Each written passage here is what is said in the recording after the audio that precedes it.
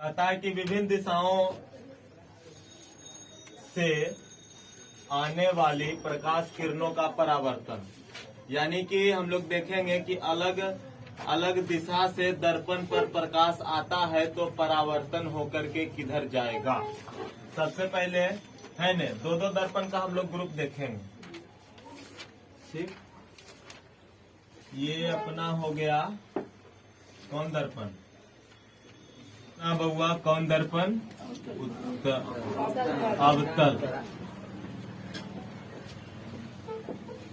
अवतल दर्पण, और ये उत्तल दर्पण।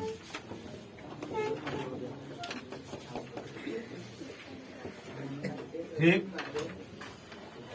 अब हम लोग समझते ही तो अपना मुख्य अक्ष हो गया, ये हो गया अपना बउआ सेंटर सी। कोई दिक्कत है? वक्रता केंद्र, इसमें भी हो गया सेंटर सी, वक्रता केंद्र। फोकस दूरी ये दोनों के बीच में ना एफ, यहाँ भी मुख्य फोकस समझिए क्या एफ। पहला कंडीशन, मान के चलिए कि अगर मुख्य अक्ष के समांतर प्रकाश की किरण आती है न, किस पर, किस दर्पण पर, अवतल दर्पण पर, और यही मान के चलिए कि मुख्य अक्ष के समांतर आती है उत्तल दर्पण पर। दोनों में मुख्य अक्ष के समांतर आ रहा है। ठीक, तो देखो जब जब मुख्य अक्ष के समांतर, मुख्य अक्ष अपना यही हो गया।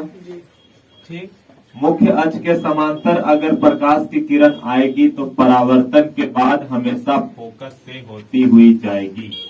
कोई दिक्कत है? नहीं ना।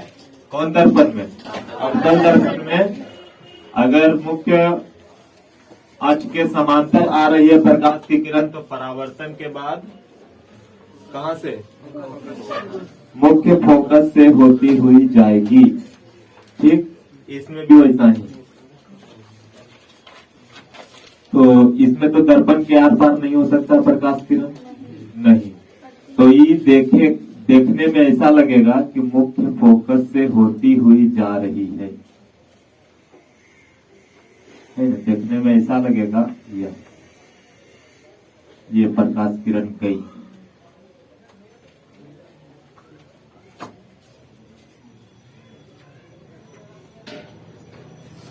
देखने में ऐसा लगेगा कि मुख्य फोकस से होती हुई जा रही है, यानी इसमें सब इस दर्पण में सचमुच जाएगी मुख्य फोकस से होते हुए, और इसमें मुख्य फोकस से होते हुए जाती हुई प्रतीत होती है ना।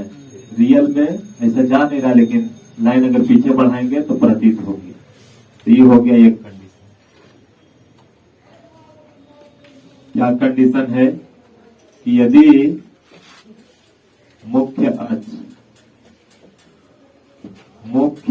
अक्ष के समांतर प्रकाश किरण आपतित होती है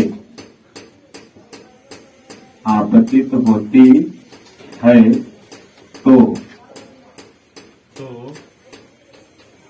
परावर्तन के पश्चात कहाँ जाएगी? मुख्य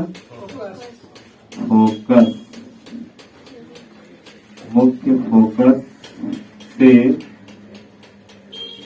गुजरेगी। कोई दिक्कत है? मुख्य फोकस से गुजरेगी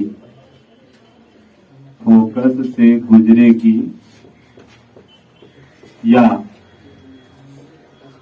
गुजरती हुई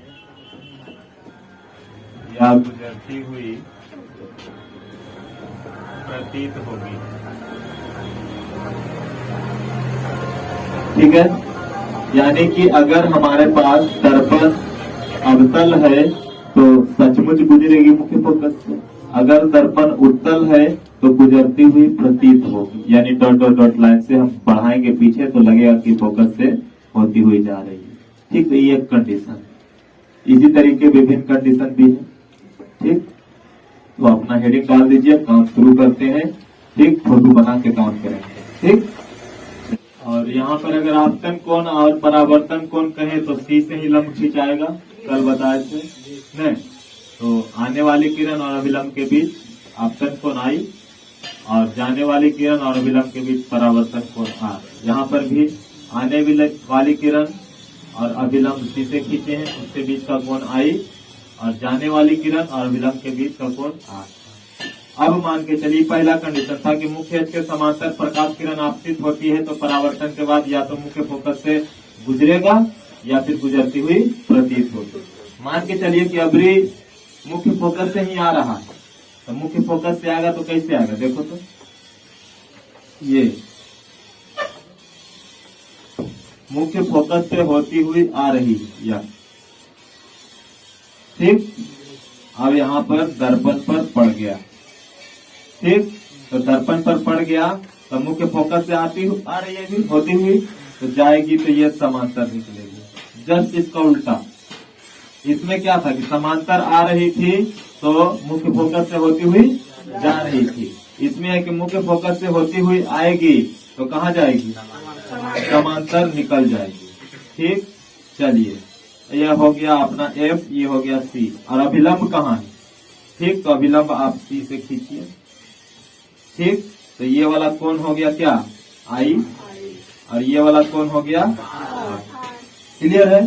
इसमें भी देखिए ऐसा दिखना चाहिए कि फोकस पर आ रही है, तो क्या आ रही है मुख्य फोकस पर, ये आ रही थी, आती हुई प्रतीत होना चाहिए। तो देखो तो पीछे बढ़ाओ तो किरण लग रहा है कि मुख्य फोकस पर आ रहा है, ठीक। तो अब किधर जाएगा, समांतर परावर्तित हो जाएगी।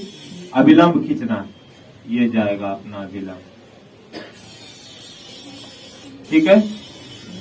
ये हो गया अभिलंब, तो ये हो गया अपना आपतन कोण आई और यहाँ परावर्तन कोण आर।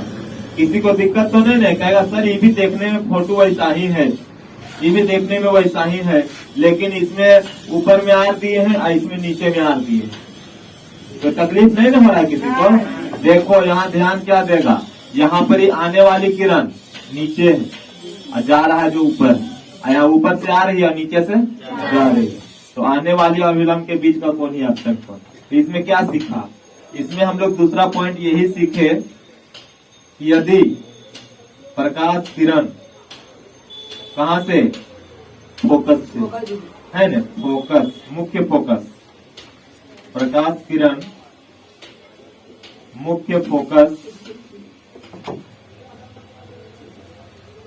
से आती है इधर पर अवतल में या आती प्रतीत होती है, किस दर्पण में आती प्रतीत होती है इसमें, और तो परावर्तन के बाद कहाँ जाएगा, परावर्तन के बाद मुख्य अक्ष के समांतर, है न, मुख्य अक्ष के समांतर परावर्तित होती है, परावर्तित होती है। ये अपना बहुआ कंडीशन हुआ। अब मान के चलते हैं हम लोग के पास तीसरा कंडीशन। तीसरा कंडीशन मान के चलिए कि डायरेक्ट सी पर आए, कहाँ पर आए, सी पर। दो कंडीशन हो गया। तीसरा में मान के चलिए कि हमारे पास वैसे ही दो दर्पण दिया है, एक अपना हो गया तुम्हारा अवतल और एक दर्पण हो गया अपना उत्तल, ठीक। तो चलिए ये हो गया अपना मुख्य अक्ष, ये हो गया पॉलिश की हुई सतह, ठीक। ये बिंदु P तो यहाँ रहता है, तो वैसे ही बिंदु P हो गया, ये वाला पार्ट मान लेते हैं C और ये हो गया अपना F, और ये P हो गया, ये हो गया अपना C और ये हो गया F, ठीक है। तो मान के चलिए कि डायरेक्ट C से आए, ठीक। तो C से आए, मान के चलिए या C से होती हुई आ रही है, दिख रहा है सबको, बी से होती हुई आ रही है तो परावर्तित होकर किधर जाएगी? उसी रास्ते में लौट जाएगी। कोई दिक्कत है? जैसे आ रही थी वैसे ही लौट जाएगी। इसमें भी मान के चलिए कि इधर से आ रहा है, ठीक, तो देखने में लगता है ना कि चीजें आती हुई प्रतीत हो रही है, ठीक। तो जिस रास्ते से आएगी उसी रास्ते पर वापस लौट जाएगी। कोई दिक्कत? यानी इसमें क्या पता चला? यदि तीसरा पॉइंट, यदि प्रकाश किरण वक्रता केंद्र से होकर आती है अवतल दर्पण में, या आती हुई प्रतीत होती है, आती हुई प्रतीत होती है तो परावर्तन कहाँ होगा? उसी रास्ते में परावर्तित हो जाएगी, है ना। आती हुई प्रतीत होती है तो वह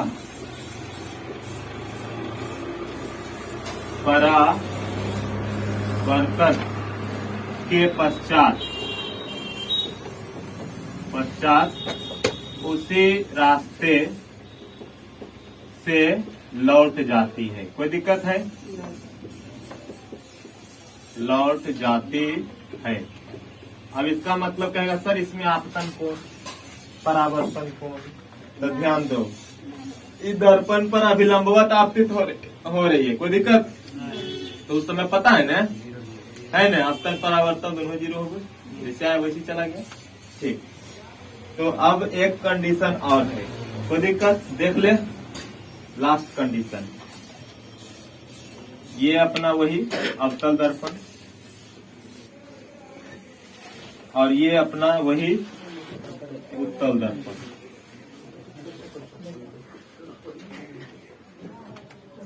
ठीक।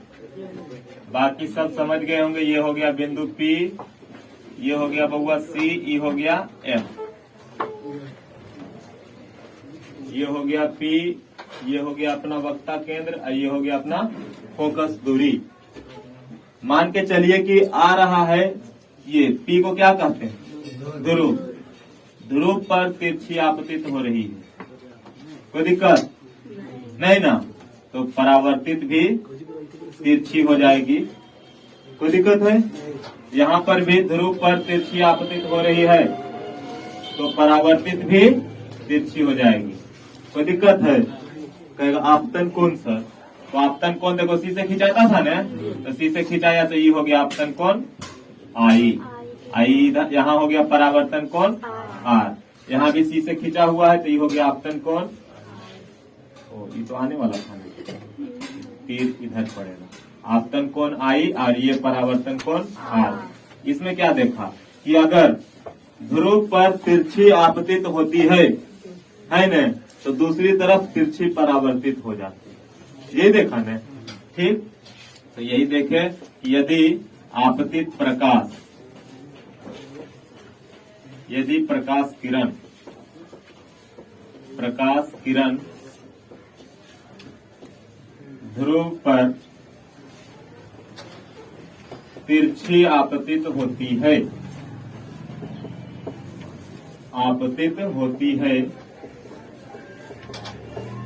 तो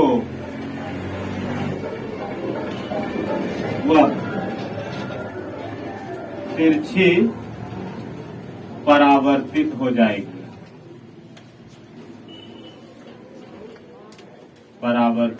जाएगी, कोई दिक्कत है? ठीक है ना? 4 कंडीशन अगर हम लोग को पता है तो किसी भी वस्तु से प्रतिबिंब कैसे बन रहा है वो एकदम मक्खन हो जाएगा। कहाँ पर रखेंगे, कहाँ कैसा प्रतिबिंब बनेगा वो क्लियर। यही 4 बात ध्यान रखना, क्योंकि प्रतिबिंब जब बनाएंगे तो इसी प्रकाश किरण की आवश्यकता पड़ेगी खींचने का, ठीक। तो यही 4 बात एकदम ध्यान रखना। पहला है कि यदि मुख्य अक्ष के समांतर आ रही है तो फोकस से जाती हुई जाएगी या फिर जाती हुई प्रतीत होगी, ठीक। और दूसरा कंडीशन है कि यदि मुख्य फोकस से आ रही है, ठीक, या आती हुई प्रतीत हो रही है, तो परावर्तन के बाद मुख्य अक्ष के समांतर परावर्तित हो जाएगी। इधर अगर C से आती है न, तो क्या उसी रास्ते से वापस परावर्तित हो जाएगी। इसमें क्या है कि अगर ध्रुव पर आता है, दर्पण के ध्रुव P पर आता है तिरछा, तो तिरछा निकल भी जाएगा, तिरछा आता है तो तिरछा निकल भी जाएगा। अगर इतना बात पता है तो हम लोग इजी वे में समझ सकते हैं कि विभिन्न स्थितियों में वस्तुओं को रखने पर गोलीय दर्पणों द्वारा प्रतिबिंब किस प्रकार बनता है। याद हुआ? पहला कंडीशन क्या है? पहला कंडीशन है कि अगर दर्पण पर प्रकाश किरण मुख्य अक्ष के समांतर आती है तो फोकस से होती हुई जाएगी या जाती प्रतीत होगी। दूसरा में है कि अगर फोकस से होती हुई आती है तो परावर्तन के बाद मुख्य अक्ष के समांतर जाती हुई प्रतीत होगी या जाएगी, मतलब जाते ही। ठीक, इधर अगर C से होती हुई आ रही है तब C पर ही वापस लौट जाएगा। अब अगर P पर तिरछा आ रहा है, ध्रुव पर तिरछी आ रही है तो तिरछी निकल जाएगी, परावर्तित हो जाएगी। यही याद रखना। कोई दिक्कत है? नहीं, तो बाकी सब फोटो बन जाएगा, है ना? इसको नोट कर सकते हैं।